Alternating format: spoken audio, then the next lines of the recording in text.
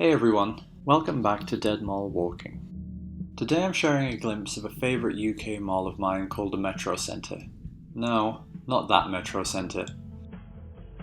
These aren't necessarily the circumstances in which I wanted to share this place with you, but I figured that a look at how this place was faring the day before lockdown could be interesting in its own way.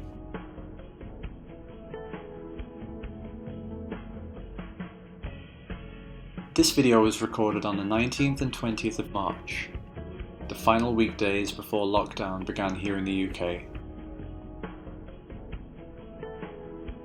The Metrocentre would usually be packed on a Thursday or Friday afternoon and evening.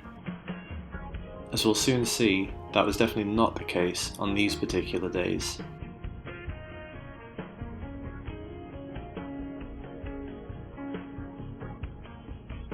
The mall is comprised of a few different colour-coded wings, red, green, blue and yellow, colours that all appeared in its original logo. And some of them are in better condition than others. The addition of different areas like the Cube and the Platinum Mall mean that its structure is a little more complicated than the X shape you might expect from a mall with 4 wings.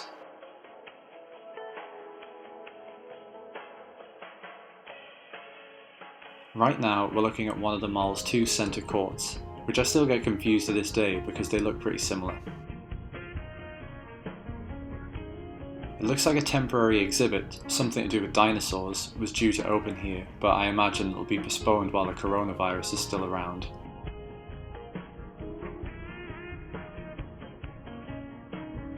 One thing this mall does really well is capitalise on natural lighting, with tons of skylights and windows, and it's crazy how much difference you'll see in the mall depending on whether or not it's sunny or an overcast cloudy day outside.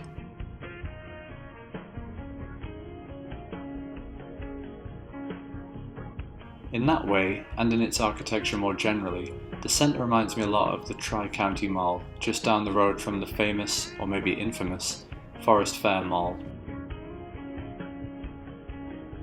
Since filming this video, all McDonald's franchises in the UK have now been ordered to close. Because Marks & Spencer, one of the mall's de facto anchors, contains a food shopping area, it's likely that it'll continue to remain open.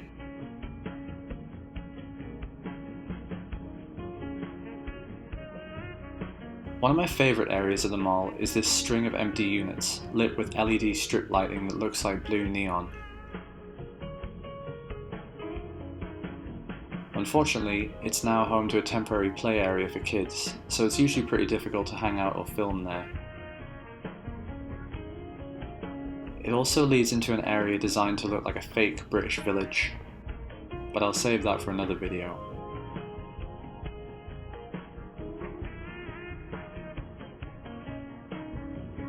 One-hour service available?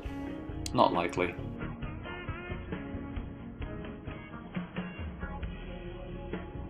I want to emphasise again that this footage was taken before lockdown hit, and I did have a legitimate reason for being in the mall at this time.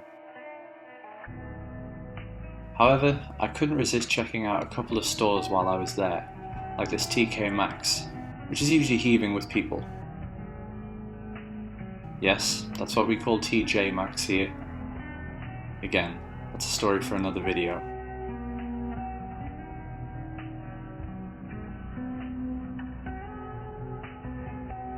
Most clothes stores here have now been ordered to close, but frankly I'm surprised that some of them stayed open for as long as they did. As you can see, it's not like any of them were bustling with people wanting to buy.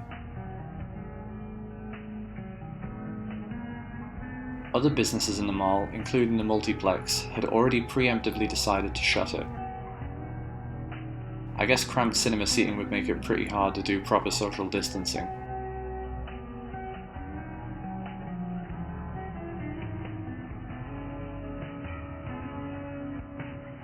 While some major retailers were sticking it out to the bitter end, a few big names made their decision much earlier on. Apple made headlines by closing on March 13th, for example. And the Disney store was also closed.